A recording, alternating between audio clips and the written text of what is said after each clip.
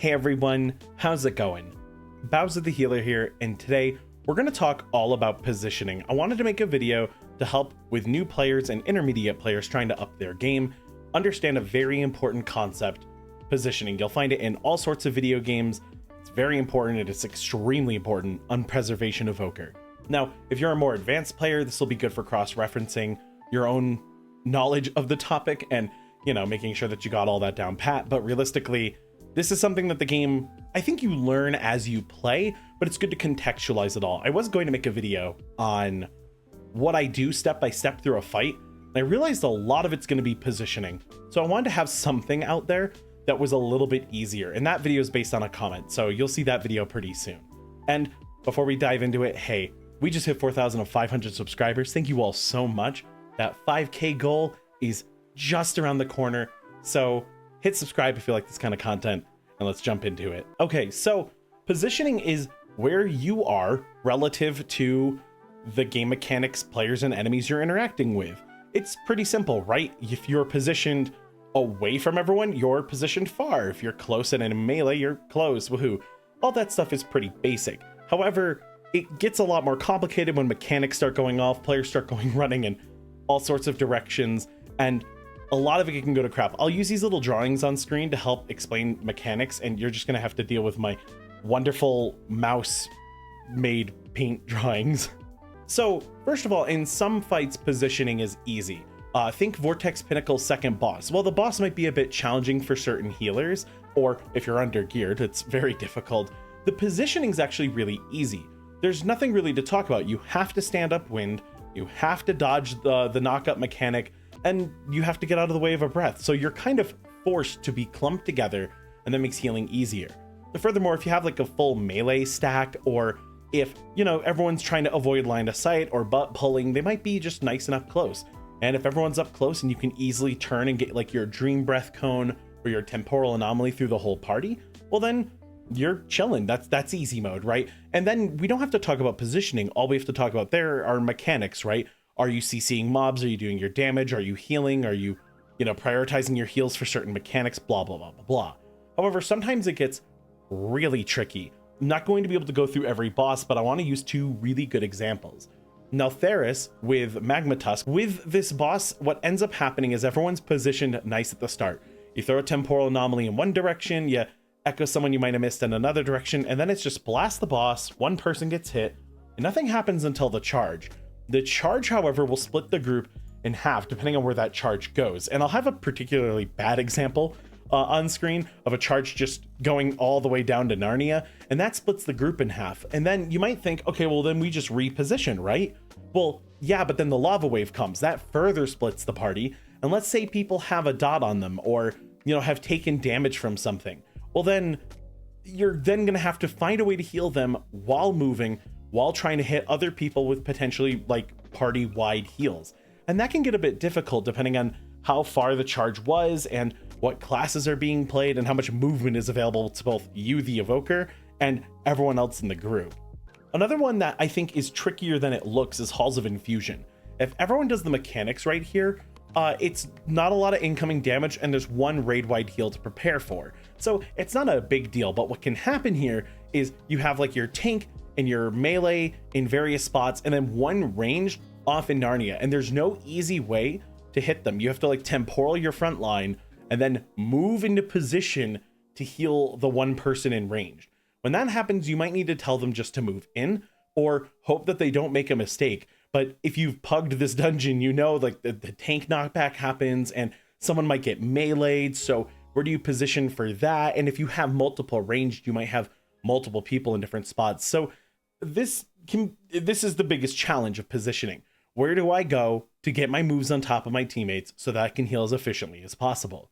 Outside of these complicated scenarios, and actually while I'm at it, if you want me to do a video going over each dungeon and how to position on bosses and maybe some particularly dangerous packs, I have absolutely no problem doing that, but you're going to have to deal with these wonderful paint images I have on screen. Okay, so your typical positioning strategy has one rule that we have to follow. You want a temporal anomaly, the majority players. Essentially, in my book, if there's two people in melee, temporals generally go into melee.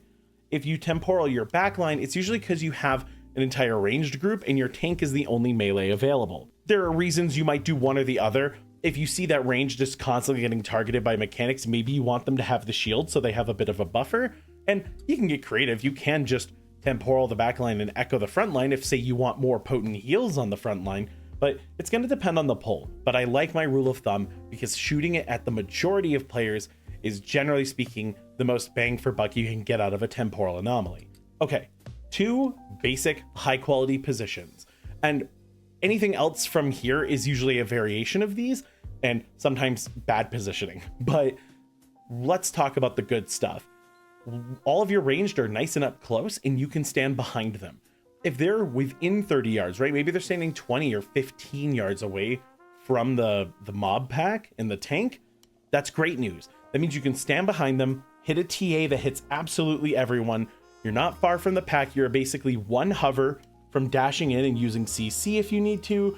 Your deep breath isn't going to be a super long deep breath. You have everything you need. However, those CC problems are my biggest concern. You have to spend a hover or you have to move in preemptively in order to crowd control a pack that is up front in bag. So what I like to do is position relatively close to the melee and off to the side. So much so that if I turn and I use my dream breath, I can kind of hit everyone.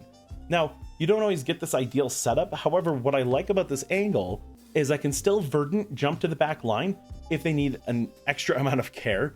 I can easily jump to the front line. I can walk up to the front line and use my CC if I have to. And if I want to do a very safe deep breath, I can walk up to the pack and then deep breath my way out.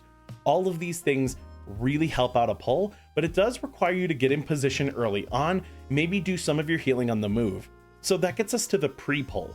Pre-pull, no matter what position you're going for, you want to throw a temporal anomaly with hover. I love using hover at the start of a pull because it lets me move in there, fire the TA through everyone, and I generally hit everyone.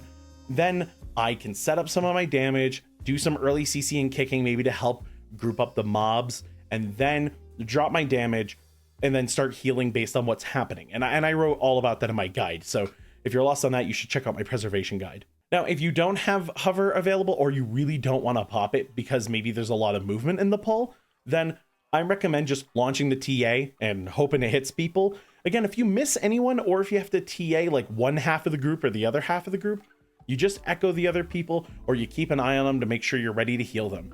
Now, there are some common problems and some uncommon problems. This tank told me to stand up against a wall because the assassins don't jump to my back, and it didn't quite work. And I'm not sure what was going on here, but this certainly provided some challenge for positioning. I looked at Boomy Butt basically the whole time and had to figure out where my heals were going. This was fun, but here's a more standard situation, right? My Boomkin and my Warlock, my 2 ranged, are on different sides of the pull. Now, what would I do here? Well, all I have to do is throw a temporal anomaly through the majority of the players. The move is quite wide, so I can pick, say, the Warlock in the melee, and then I can hit an echo on the Boomy in case they take damage. But sometimes you do get bad positioning. You get players in bad positions, or you're not in a good position. So let's talk about other players. I hate saying this all the time. Not everyone runs rescue. I don't actually run rescue very often in Mythic Plus. You can't always reposition people to a new spot. So my recommendation, just say it in chat. If you're in the lower key side of things, players aren't necessarily thinking about positioning. They might be more worried about like their rotation. So make sure you give them some advice. Just tell them, hey, you need to move in so I can heal you. I have a limited range. Players just don't know the game yet and are like, oh, hey, I didn't know preservation had limited range. And then they move in. If you're in the mid-level keys and people are being combative, you know, be a little like, hey, move in or die. Like, I love that one. It works for me well. But then sometimes players still don't want to move in. They're like, no, I'm not dealing with that. It's a healer problem. Okay, let them die. If there's a situation where they might die or the team might die and you have to pick, you pick the team and you let the people in Narnia die. It sucks. It's unfortunate. No one likes to do that, but players got to learn. And if it's going to put you in a potentially dangerous situation where you can no longer heal efficiently, let the player who's making a mistake make a mistake. Throw an echo on them if you can get it over to them, and then continue on with your day. It's just not worth the effort. There are some stubborn pugs that don't want to learn, and that's a them problem. But for the most part, even on Discipline Priest, which you get ranged on sometimes, that absolutely happens, I have always been very kind, and I generally get people to reposition. I've had maybe 1 or 2 stubborn people all of Dragonflight who didn't want to move for me. And what if you're the problem? What if you're the one not positioning well? Well, build good habits. A good habit to have is before every single pull, or as you're moving up to the pull, ask yourself, where do I position here? Throw your temporal anomaly, get your hover down, then throw your temporal anomaly, and then find your way to a place where you can comfortably hit lots of targets, or you can very easily swap between the ranged and the melee group. Some of this stuff might seem very basic. Some of you might have already realized like, hey, I do some of this stuff already.